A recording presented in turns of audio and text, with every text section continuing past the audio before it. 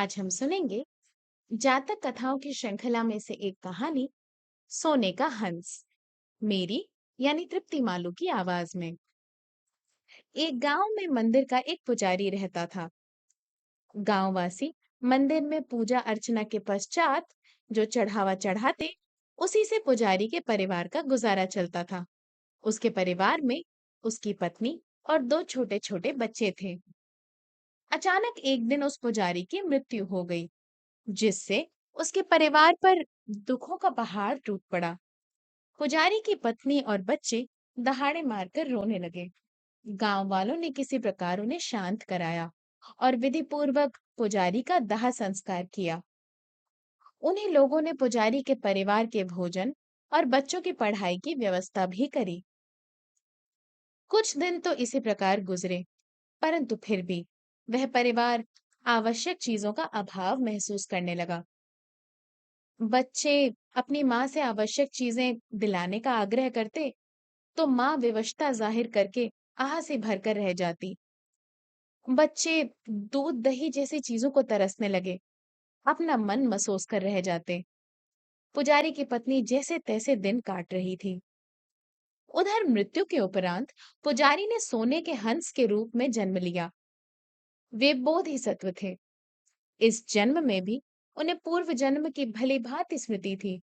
अतः कभी-कभी जब वह अपनी पत्नी और बच्चों के बारे में सोचते तो बेचैन हो जाते। एक दिन रहा नहीं गया।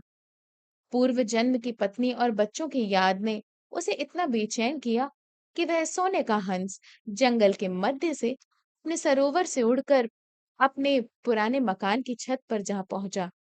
नीचे दालान में बैठे अपने बच्चों को निहारने लगा। बच्चे सचमुच ही बहुत बुरी अवस्था में थे। उनमें से एक बच्चा, जिसके शरीर पर बहुत ही कम कपड़े थे, अपनी माँ से बोला, माँ, मुझे कोई गर्म कपड़ा दिला दो ना। इस फटे कुर्ते में इतनी भयंकर ठंड मुझसे बर्दाश्त नहीं होती। दूसरा बच्चा बोला, मेरे पास जूते नहीं है माँ, नंगे पांव पाठशाला जाना पड़ता है। मेरे पांव ठंड से नीले पड़ चुके हैं। उनकी माँ खींच कर बोली, अरे अभागों, कहाँ से लाऊं तुम्हारे लिए कपड़े और जूते। अब तो भोजन की भी समस्या आ पड़ी है। गांव वालों ने भी सहायता से हाथ खींच लिया है। मंदिर के चढ़ावे से इतना भी अन्न नहीं मिलता कि हम दो समय की रोटियां खा सकें। बच्चों की विवशता को देखकर उनकी माँ की हिचकियां फूट पड़ी। उसने दोनों बच्चों को कलेजे से लगा लिया और फूट फूट कर रोने लगी। अपनी पूर्व पत्नी और बच्चों की ऐसी हालत देखकर उस सोने के हंस का दिल बुरी तरह आहत हुआ। वह सोचने लगा, कितनी बुरी हालत में जी रहे हैं ये लोग। मुझसे इनका ये दुख नहीं देखा जाता। मुझे इनकी सहायता करनी ही चाहिए। यही सोचकर वह नीचे उतरा और अपनी पत्नी और बच्चों के सामने पहुंचकर बोला, इन आंसुओं को पोंछ लो। अब से तुम्हें किसी चीज का अभाव नहीं होगा। मैं तुम्हारी हर संभव सहायता करूंगा। आश्चर्य मत करो, मैं तुम्हारा वही पति हूँ जो असमय ही मृत्यु को प्राप्त हुआ था। अब मैंने इस योनि में जन्म लिया है, लेकिन ईश्वर की कृपा से मेरी पूर्व जन्म की स्मृतियां अभी शेष हैं। तुम्हें अब अभावों से नहीं गुजरना पड़ेगा। मैं तुम्हारी सहायता के लिए आ गया हूँ। उसकी पत्नी बोली, पर आप तो एक पक्षी की योनि में हैं। ऐसी हालत में आप हमारी सहायता कैसे कर पाएंगे? पक्षी तो हूं, परंतु सोने का। मैं अपना एक पंख यहाँ छोड़ जाऊंगा। तुम उसे बेचकर अपना खर्च सरलता से चला लोगी। तब उस हंस ने अपना एक पंख नीचे गिरा दिया और बोला, मैं एक सप्ताह के अंतराल के बाद यहाँ आता रहूंगा। शीघ्र ही तुम्हारी अवस्था अच्छी हो जाएगी। तुम धन पाकर घमंडी मत बन जाना। गरीबों की हर संभव सहायता करती रहना। इतना कहकर वह हंस अपने सरोवर के लिए उड़ गया। उसकी पत्नी सोने का पंख पाकर शहर के सुनार के पास पहुंची। सुनार ने सोने का पंख देखा तो उसे भी आश्चर्य हुआ। उसने खुशी खुशी सोने के पंख की कीमत चुका दी। पुजारी की पत्नी और उसके बच्चों ने बहुत दिनों बाद भर पेट स्वादिष्ट भोजन का स्वाद चखा। उसके पश्चात वैसा ही हुआ। प्रति सप्ताह हंस आता, अपना एक पंख छोड़ जाता। पंखों को बेचकर वह विधवा धनवान बन गई। उसने गांव में ही अपनी जमीन खरीद ली और आराम से जीवन यापन करने लगी। एक बार हंस काफी दिनों के बाद उसके पास पहुंचा और बोला, अब मैं कभी कभार ही आ सकूंगा।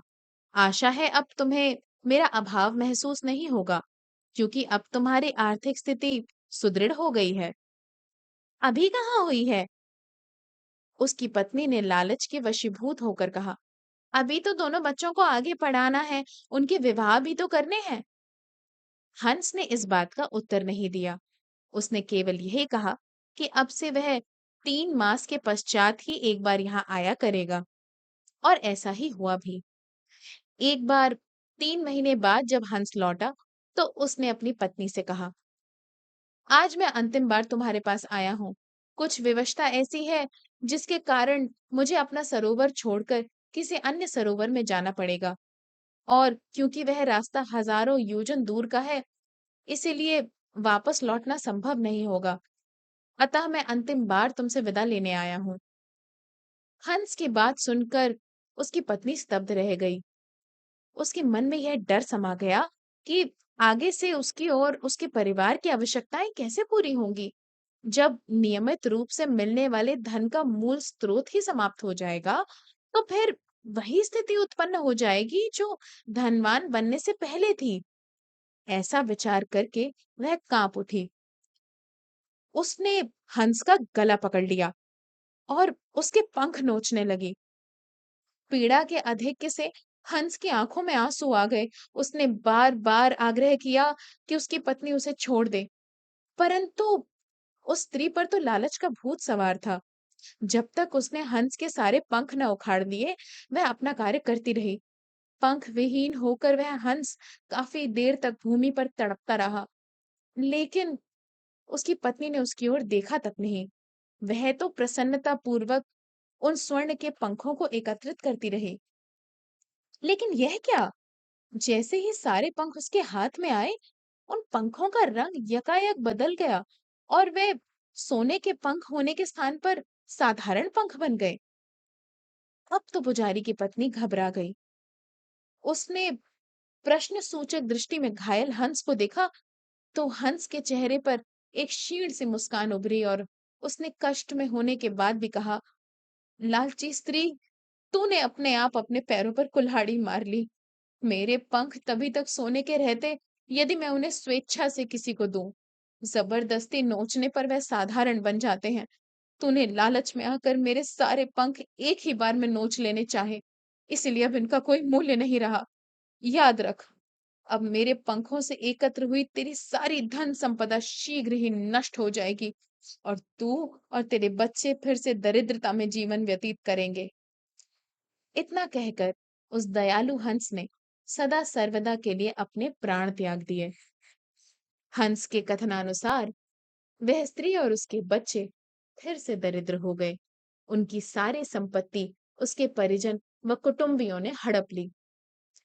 इस कहानी का सार है कि लालच में पड़कर अनीतिपूर्ण कार्य कभी नहीं करना चाहिए, अन्यथा उसके परिणाम भोगने पड़ते हैं। ये थी जातक कथाओं की श्रृंखला में से एक कहानी, सोने का हंस, मेरी यानी तृप्ति मालू की आवाज में।